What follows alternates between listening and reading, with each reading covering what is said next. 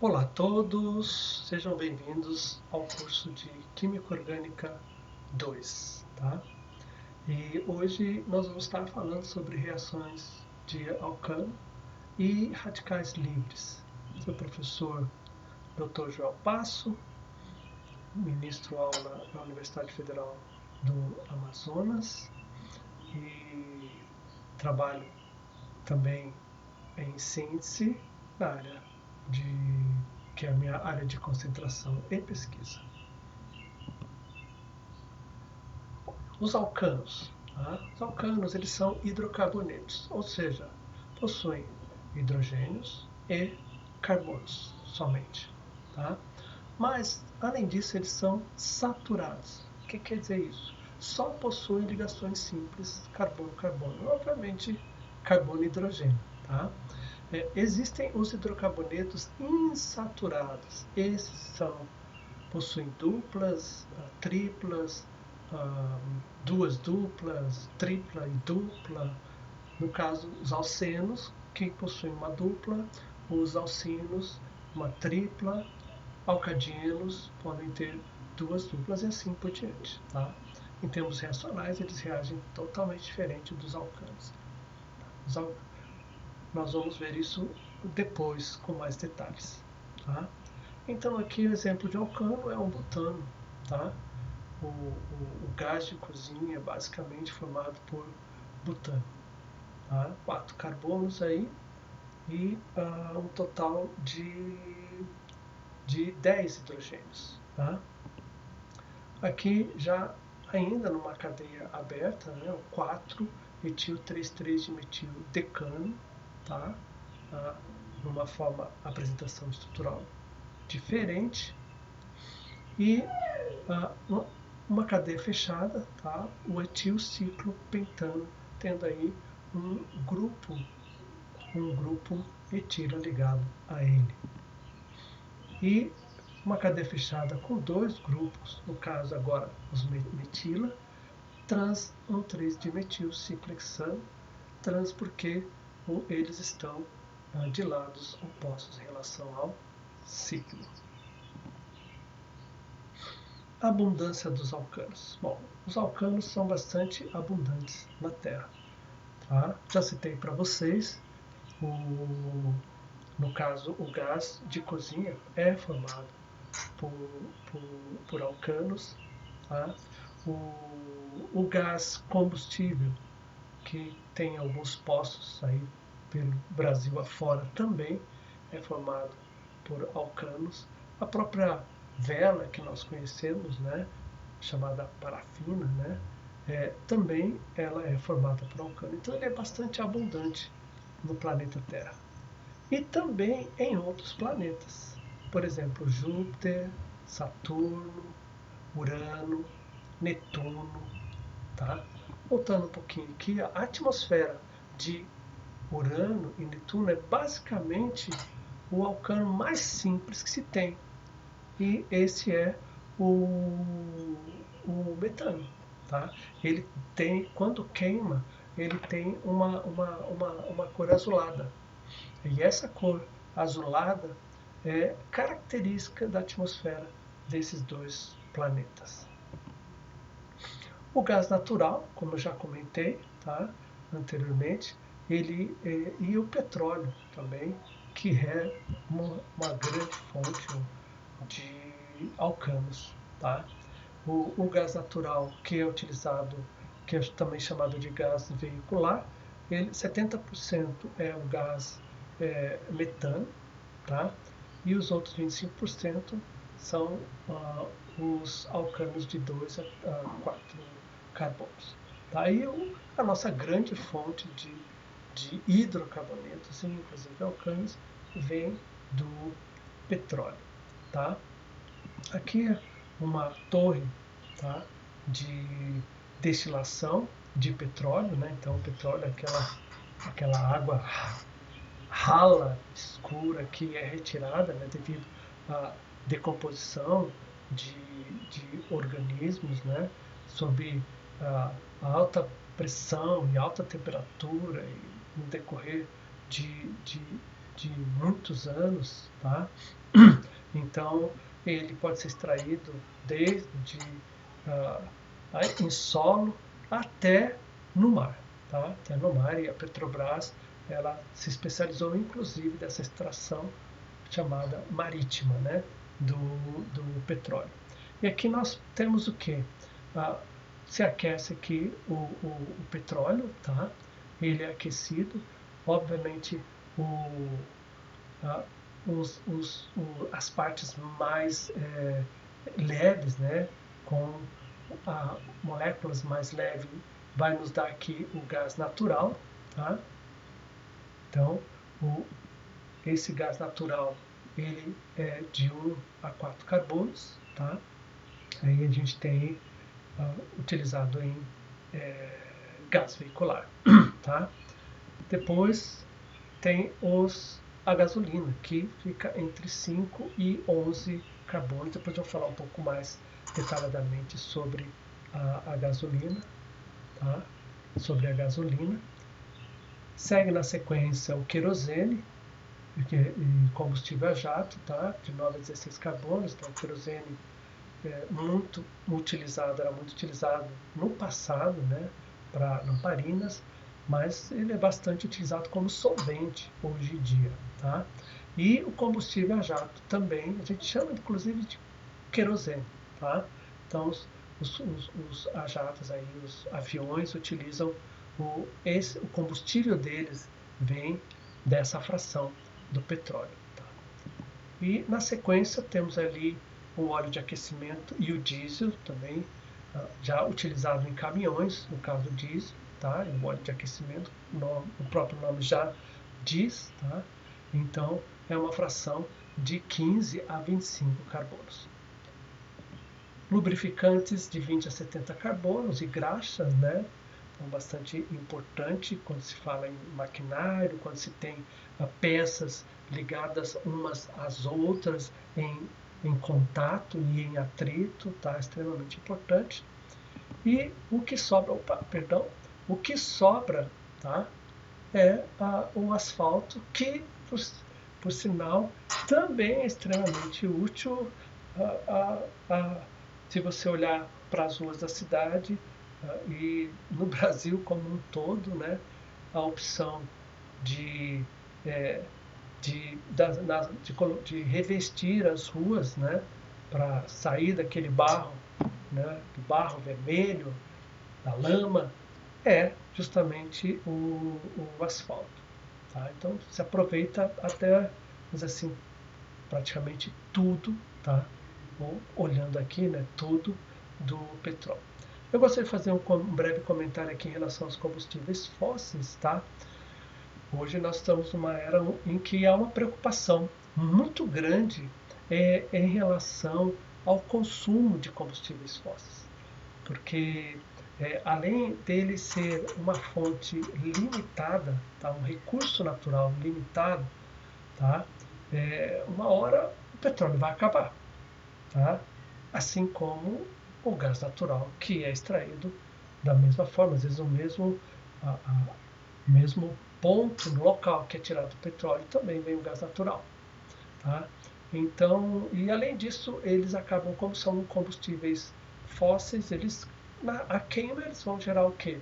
CO2 e água, que são compostos de carbono e hidrogênio, na sua grande maioria hidrocarbonetos, tá? Esse CO2 é liberado na atmosfera e o CO2 liberado na atmosfera, e além de outros compostos que vão junto também, tá? Nós temos a geração de chuvas ácidas, que é extremamente problemático para as plantações, tá? Para alimentar essas plantações vão prejudicar a alimentação da população, tá? Então o CO2 também ele é o que possibilita a vida na Terra, né? Então ele gera, mas assim, é o chamado gás estufa, né? Que acaba aquecendo a Terra, tá? E claro, ele é importantíssimo para a vida, mas o excesso pode trazer problemas sérios, porque se a Terra aquecer mais, nós vamos ter o descongelamento das geleiras, aumento de temperatura, pode ocorrer problemas em relação a, a, ao tempo, tempestades e outras coisas assim. Então é algo que se discute bastante, há bastante dúvidas, tá? E, mas a tendência é de nós estarmos nos afastando dos, ah, do petróleo e do gás natural, principalmente o petróleo. Tá? É, no caso, esses combustíveis aí tendem a ser substituídos. Hoje em dia já é uma realidade, tá? A utilização, por exemplo, de carros elétricos. Claro que não chegou ainda, são caros, né? Mas hoje ele já é uma realidade, já não é algo para centros de pesquisas. Ele está aí rodando e cada dia mais vamos ter a opção de ter um carro elétrico, então acabando esse problema do combustível fóssil e a utilização dele tende a ser diminuída. Tá? Eu não acredito que o petróleo vai acabar. Na verdade, ele vai chegar um momento que ele vai ser muito caro. Ele vai ser muito caro para, por exemplo, utilizar como gasolina. Tá? Então, o, muito nobre até, ele vai acabar sendo utilizado em indústrias petroquímicas para produzir polímeros, plásticos especiais. Então ele vai continuar tendo a sua utilidade, né? Mas é algo que nós, como humanidade, tá? Como seres humanos, temos que nos preocupar. Tá? Há possibilidade, sim, de, de dele acabar. Então, essa preocupação é importantíssima. Tá? E aí, então, falando em gasolina, tá?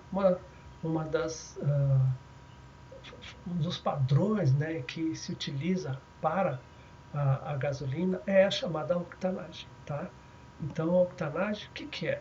Basicamente assim, ó, existem combustíveis que queimam bem, tá, no motor e outros combustíveis que não queimam tão bem. E o motor, mesmo ele bem regulado, se ele estiver com combustível, por exemplo, tipo o heptano, tá? Ele tende a, o pessoal chama de bater pino, né? Ele bate pino, vai bater pino. Então, vai se ouvir um barulho como se ele não tivesse regulado adequadamente. E aí o problema é só com o combustível, e não com o motor em si. Tá?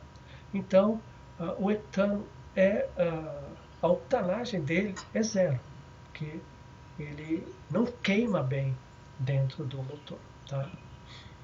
E aí nós temos um outro, tá, alcano, que é o 2,2,2,2,4 trimetilpentano.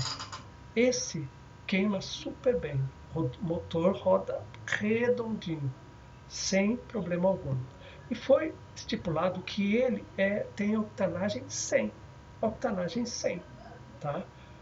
O ideal é que mas assim, a gasolina fosse basicamente desse tipo de, né, alcano. Tá? Mas quando se faz um fracionamento, tá? E a fração que se tem de gasolina, ela não tem uma boa octanagem. Então o que, que se faz? Se faz o chamado craqueamento do petróleo. Tá? No passado, eles chamavam de pirólise, porque era necessário altas temperaturas. E aí, com a pirólise, tá? Ou seja, essa fração, né, em altas temperaturas e alta pressão, tá? Conseguia-se fazer com que os alcanos ficassem mais ramificados. Você pode perceber que aqui nós temos uma cadeia linear, enquanto aqui nós temos a cadeia ramificada. Quanto mais ramificada, melhor para a octanagem, porque os hidrogênios, tá, das metilas são os que queimam melhor, tá? Não queimam melhor no motor. Então, a pirólise era feita para melhorar a qualidade da gasolina. Tá? Hoje se chama craqueamento. Por quê? Porque se conseguiu, tá, catalisadores. Os catalisadores eles diminuíram a temperatura, tá, dessa reação. E aí então possibilitou um trabalho com temperaturas menores, que é muito mais interessante em termos de produção, em termos de segurança. Tá? Mas quando se fala em octanagem de uma gasolina, obviamente não se vai ter 100% desse, vai se ter nem 100% desse, né? Esse seria péssimo, tá? Mas uma mistura, não se consegue controlar de maneira tal que se tenha somente um tipo de alcano. Então essa mistura, ela é comparada com uma mistura do heptano com o 2,2,4-trimetilpentano, tá? E aí então se você diz assim, essa gasolina ela tem uma octanagem 90, quer dizer que ela tem 90 partes do 2,2,4-trimetilpentano para 10 partes do heptano. Então ela vai no motor, você vai ter o mesmo efeito dessa mistura produzida, tá? Então, quanto maior a octanagem, mais interessante, mas lembrar que os motores eles são regulados para uma octanagem específica, tá, da gasolina que se tem no país, tá, para funcionar. Bom, outra característica dos alcanos, ele tem baixa reatividade, tá? Tem baixa reatividade. Então, tanto que ele é chamado de parafina. Tá? O pessoal conhece aí, de repente, parafina, tá? Pelo fato de, quando passa, tá? Passa os surfistas, né? Pegam ali a sua prancha e passam ali a vela, né? Então, estou passando parafina, isso dá melhor aderência, tende a escorregar menos, isso é interessante para quem está surfando, tá? E a parafina significa no latim parum affinis, tá? Então, parum baixo, tá? Affinis, tá? Afinidade. Então, baixa afinidade. E esse é a característica do alcano. Ele tem uma baixa afinidade, tá? Uma baixa afinidade. Bom, nessa baixa afinidade, por exemplo, tem o composto sódio. O sódio ele é extremamente reativo. Se ele entrar em contato com a água, ele pega fogo. Tá? E se colocar quantidade grande, explode até, tá? De tão rápido que é a reação. Então, como é que eu vou armazenar sódio metálico, por exemplo? Então, uma técnica que se utiliza é um alcano, o hexano, por exemplo, tá? O hexano, e aí embebe ele, coloca ele dentro ali do hexano e você consegue preservar ele por anos, tá? Por anos esse metal, tá? Esse alcalino, né? Metal alcalino, ele por anos, e quando precisar vai lá, retira, ele vaporiza facilmente, tá? Então os alcanos têm essa característica, baixa reatividade, tá? Então depois a gente vai falar um pouquinho sobre essa baixa afinidade dele, tá? E aí se ele tem baixa afinidade, quer dizer o quê? Quer dizer que ele não tem tendência para reagir. Não tem tendência para reagir. Aí que reação eu posso fazer? Uma delas é a reação de halogenação. Só halogenação? Não, você pode queimar ele. Ele não é feito para combustível. Então, há duas formas de reagir com alcano. Tá? Queimar, onde vai haver liberação de CO2 e água, tá? É o que ocorre, por exemplo, com a gasolina, tá? Liberação de CO2 e água. E a reação de halogenação. Somente essas duas, tá? Não tem muito mais opção. Nós vamos tratar, então, dessas reações aí com detalhes. E elas ocorrem o quê? Sobre altas temperaturas ou na presença de luz, tá? Na presença de luz. Então, A combustão, como eu já havia dito para vocês, tá? É também uma outra forma, tá? Então o halogeno taca fogo, é o que eu digo. É o que eu digo normalmente ao cano. O halogeno taca fogo. Fora isso, não tem mais opção. Tá? Claro que depois que halogenou, se transforma no haleto de alquila.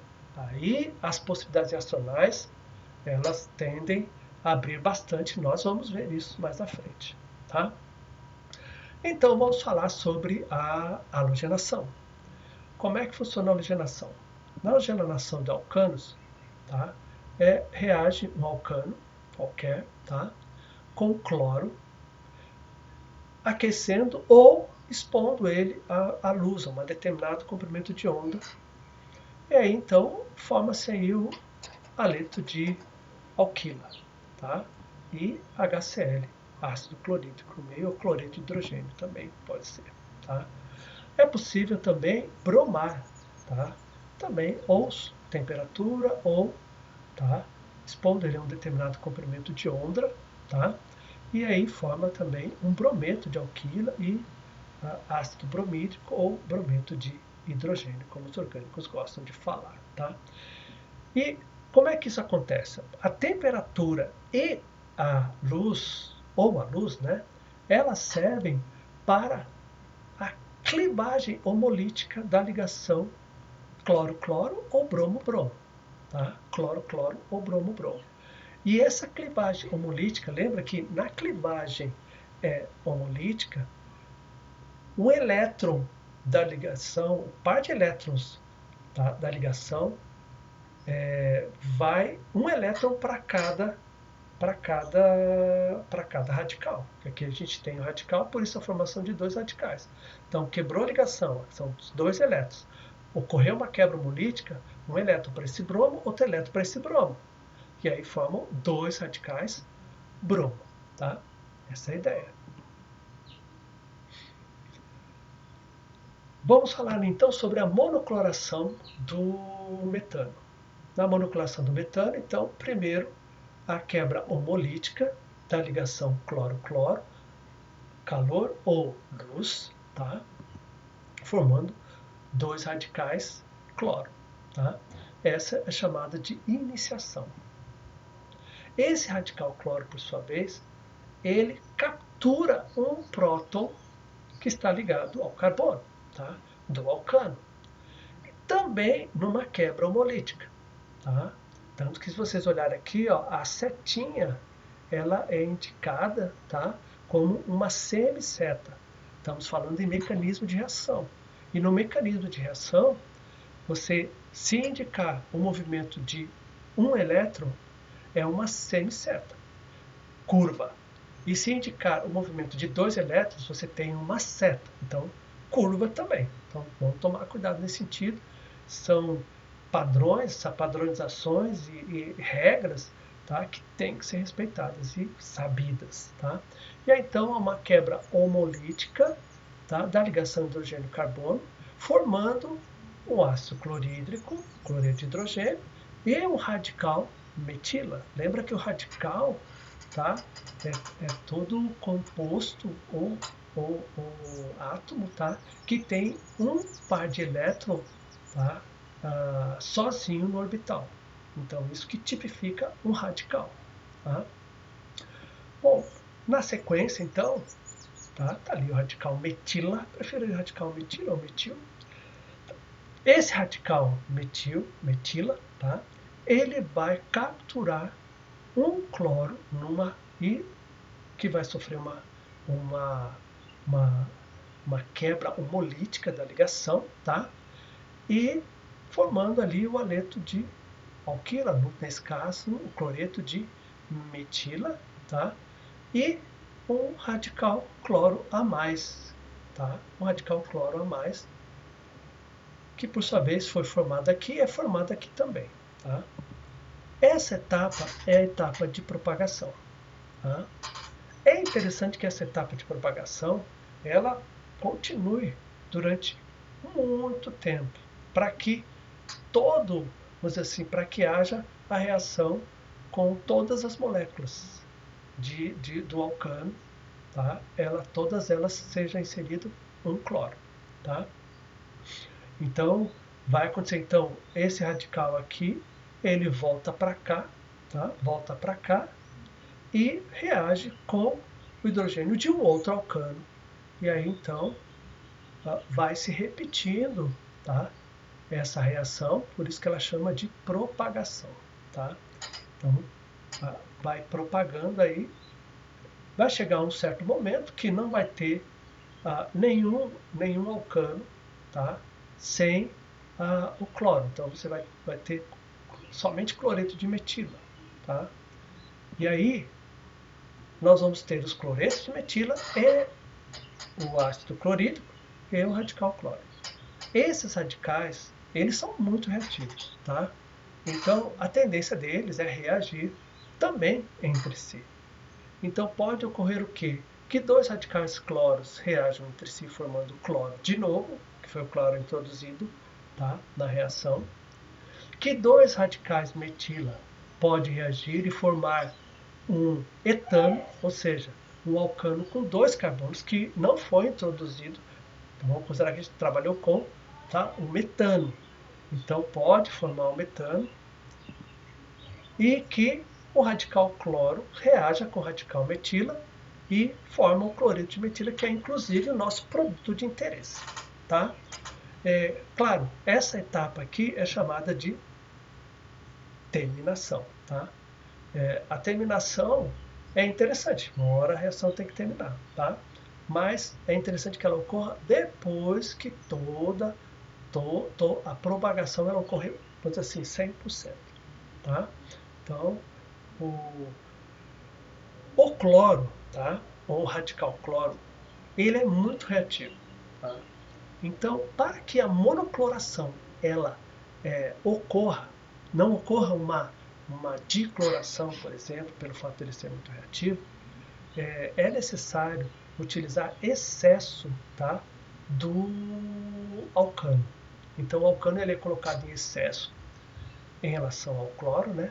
Isso garante que a reação ocorra, vamos dizer assim, só tenha os aletos de alquila formados somente sejam monoclorados, tá? Os cloretos de alquila sejam monoclorados, tá? Então, caso isso não seja feito, o que vai acontecer? Uma policloração do metano, tá?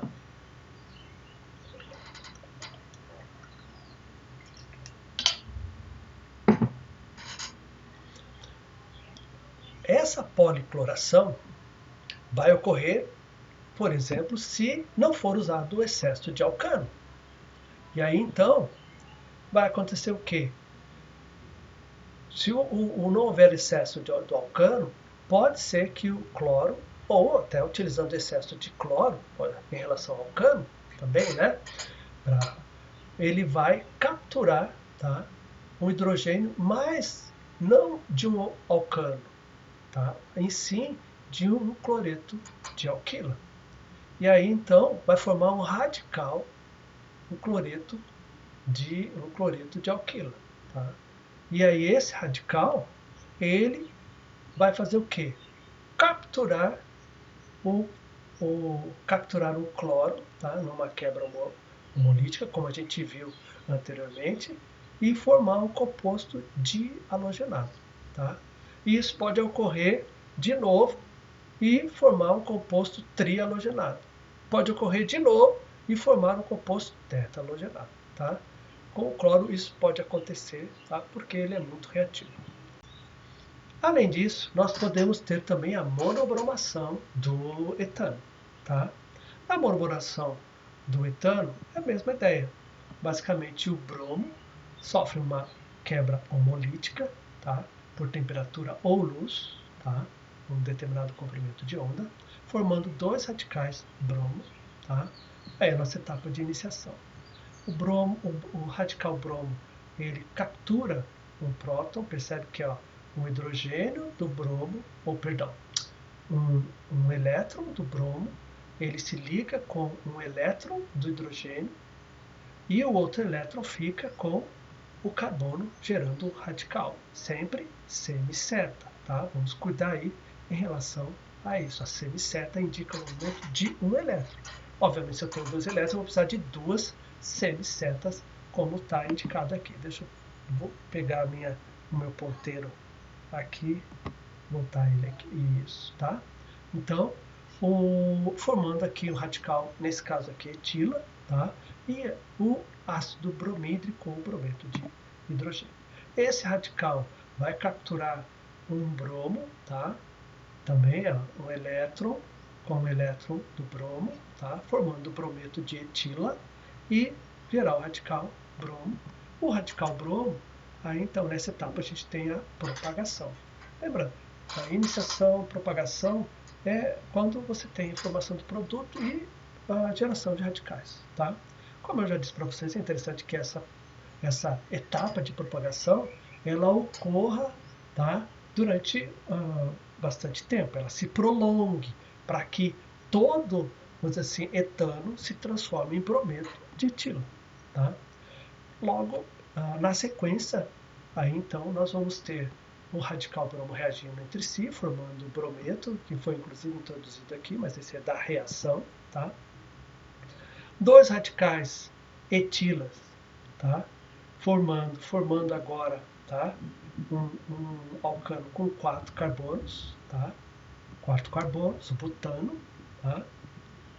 E o radical etila reagindo com o radical bromo, formando o brometo de etilo. Obviamente, essa etapa é interessante que ela ocorra depois da propagação, tá? E aí, então, diferentemente da monocloração, a monobromação é muito mais fácil, tá? Então, o bromo, na forma de radical, ele não é tão reativo, tá? Então, aquele cuidado de usar excesso de alcano já não é necessário quando se faz uma bromação, uma monobromação, tá? E daí depois a gente vai entrar em detalhes do porquê em relação a isso mais à frente, tá? Então, eu vou deixar esses exercícios propostos, lembrando que o exercício proposto é interessante você fazer, são exercícios que, olhando o conteúdo, você resolve com muita facilidade. É uma forma de você estar estudando durante, vamos dizer assim, antes da avaliação, tá? No caso, para aqueles que vão ter avaliação, tá? Então, você está praticando aquilo que está aprendendo, tá? Aqui, por exemplo, mostra as etapas de iniciação, propagação e terminação da monocloração do ciclo hexano. Então, só mudou, lá foi do metano, agora você vai fazer do ciclo hexano, tá? Vai mudar um pouquinho lá no final, que o ciclo hexano vai dobrar de cadeia, lembra? Se eu trabalhei com metano, tá? Eu tive o etano no final, tá? Se eu trabalhei com o etano, levou para o propano. Agora vai ter o ciclo, vai ter uma cadeia dobrada lá no final. Então não esqueça ali na parte de quando termina a reação, tá? De finalização da reação, tá?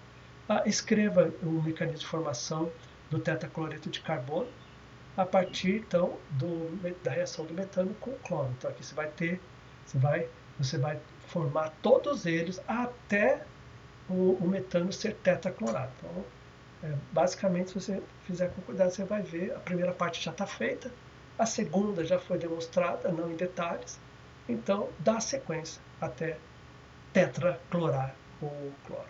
Bom? Então, thanks for your attention, obrigado pela sua atenção, tá?